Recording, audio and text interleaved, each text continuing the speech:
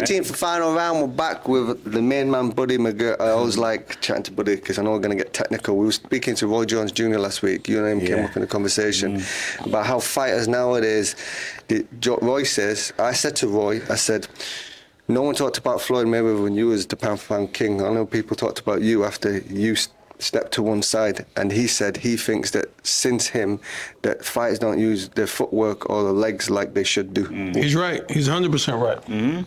Everybody wants to be like somebody else, but you can't. You gotta find what you do best. Maybe you might can steal a little bit, but everybody wants to try to stand there, and that's not for everybody. You know what I mean? So, I mean, Roy was right 150%. I agree with Roy. Yeah, just weird for me because when we came up in the Ingalls camp, we went in, there's lines on the floor, you do your footwork, and basically you come in at 3 o'clock, you'll be doing your footwork from 3 to 4:15. Then you would have sparring 4:15 right through to 5. And then at 5 o'clock, you might be looking to get a little bit of bag work or pad work. That's what they had you on. They had you on, you know, a conveyor belt of doing footwork. I mean, that's very important. That's your foundation, man. And a lot of people, like I say, everybody wants to try to fight like Floyd. I mean, I'm just gonna, and not everybody can fight inside. Not everybody can do it. Floyd mastered it because he did it since he was a kid. You know what I mean? His dad engraved it into him. His uncles engraved it into him. So it came natural. But if you notice with Floyd, when he got his shots off, he got the hell out of there. He didn't stay in there. You know what I mean? Some guys try to prove a point. It's like, yo, if you're not an inside fighter, you work on your legs, get the hell out of there, man. But you know, Pretty Boy Floyd was different to Money as well. Pretty Boy Floyd moved a lot more, didn't he? You know, when he was a super featherweight, lightweight, even lightweight, he moved a lot more. Yeah. He started to settle down as he could put more of the weight on his body. You think that's why it was? I don't know if that's what it was, but that's what it was. When he got to welterweight, he was sitting down more, but he was moving a lot more when he was like power.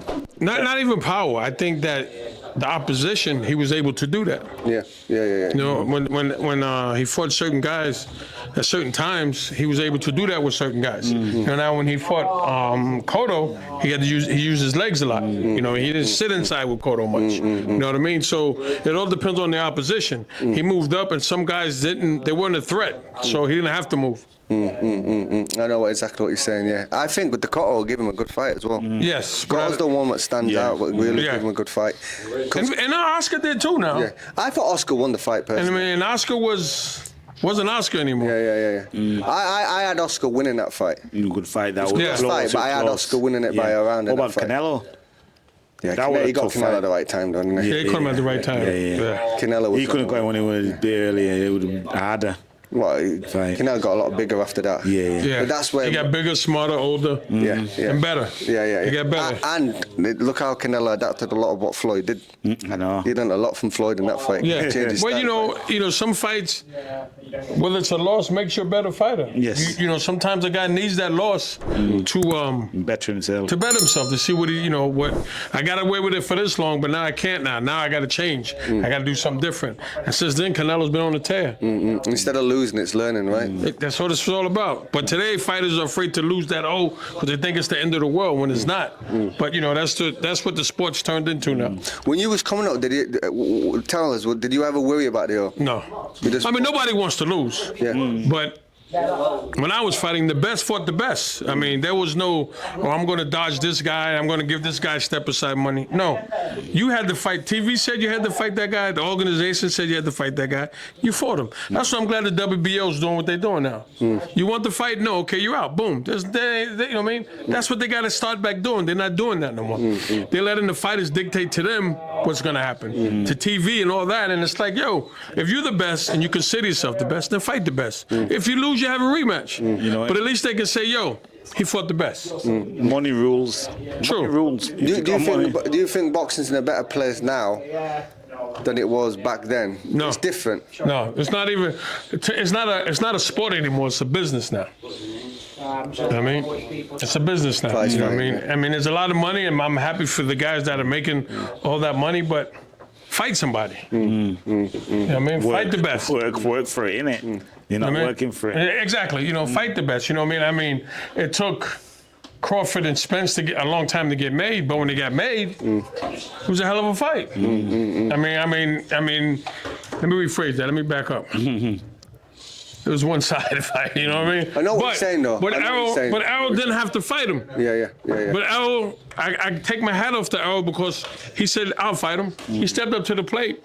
There was a bunch of other champions he could have fought. And there's also a bunch of other champions Terrence Crawford could have went after. But he didn't. He went after the big man, which was Errol Spence. He was the ruler. So Crawford said, I want him, and Spence stepped up to the plate.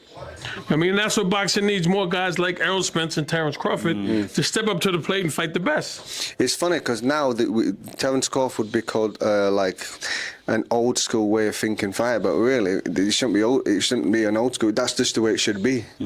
It's like the guy Madrimov. Yeah. I think he's got like 2 other fights lined up already. Now that's a soldier. You know, he's not fighting twice a year. You know what I mean? He's staying busy. That's what boxing needs to bring. To me, my personal opinion, to bring that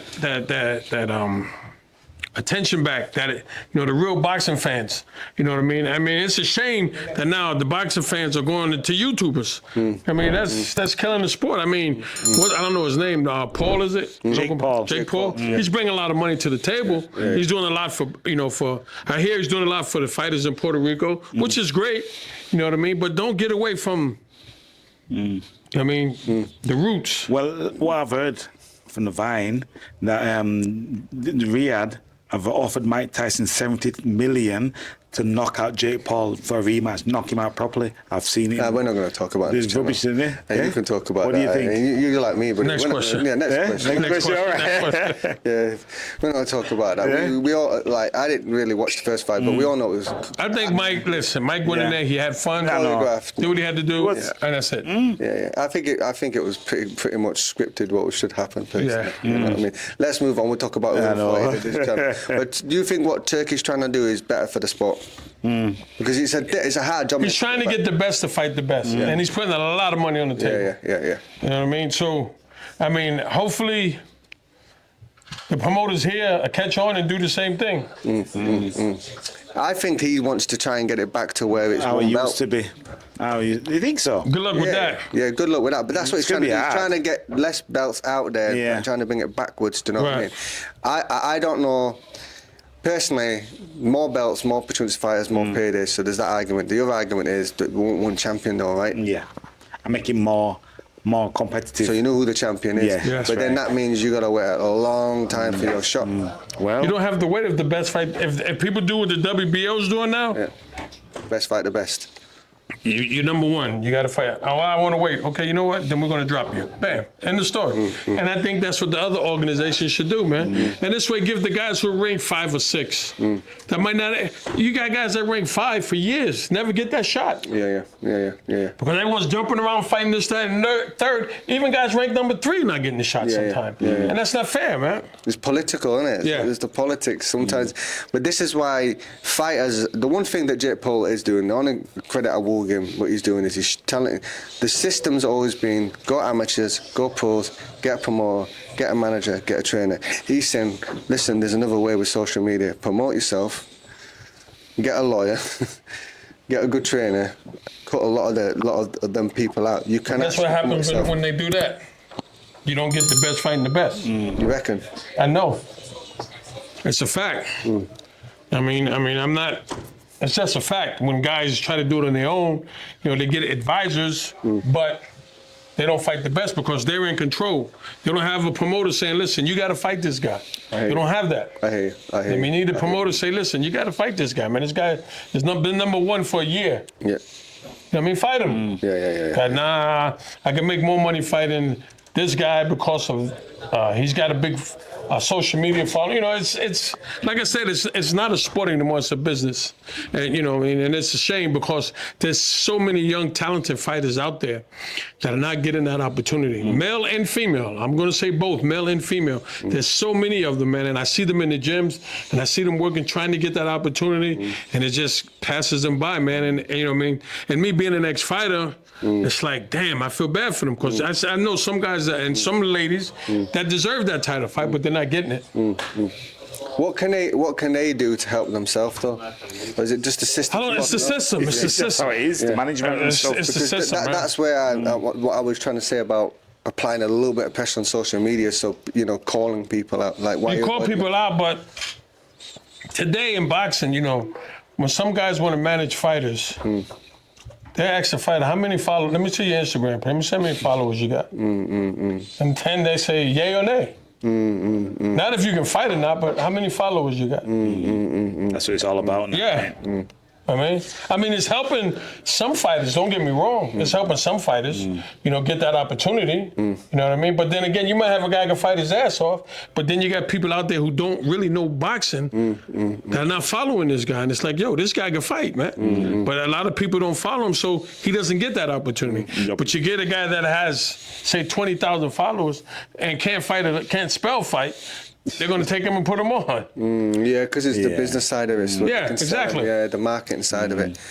Yeah, it's boxing's in a very interesting place right now. I'm just happy. I mean, I hope it gets back to where it used. If it gets back halfway to where it used to be, it'll be so much more better. You know what I mean? Where did it stem from? Where did it start going that direction? Now, you've been in the sport a long time. Was it one event? Was it several events? How did it get there? I don't want to get into that. I don't want to get into that. No, I don't want to get into that. No. I think I know what it is, though. No, I don't want to get into it. I'm just going to say, listen, to all the young male and female fighters out there, getting those championships, making all that money, give other fighters a shot, man. That's all I'm saying. As an old school guy, give them a shot. Yeah. Just give them a shot. I mean, guy, I'm getting 20 million. Okay, take 18. Let somebody get 2 million. Because some people fight their whole career, don't even make $1 million. And people are like, you crazy. I'm like, I'm dead serious. Okay, well, he got 100,000 that fight. Okay, he got 100,000. You got the manager. You got training camp expenses. You know what I mean? You got that guy called Uncle Sam. You know what I mean? You got taxes. So he's going home with nothing. He's right back to score. He's living a little better, but give him an opportunity to live better. You know what I mean? Because he's got to invest a little bit of money, hasn't he? Well, if you take that 100,000 and break it down, if you lived in New York or California, after you pay taxes, so you got to fight again next week. It's more desperate. You're right back to square one. Take any fight and you get all desperate. Right. And it's a tough sport as well. Like, it's not. This is not playing football here. Exactly. We're not playing soccer. You're getting hit. You can't fight every week like we used to. We used to fight like twice a month. You can live off it. What's the most you fought in a year? I think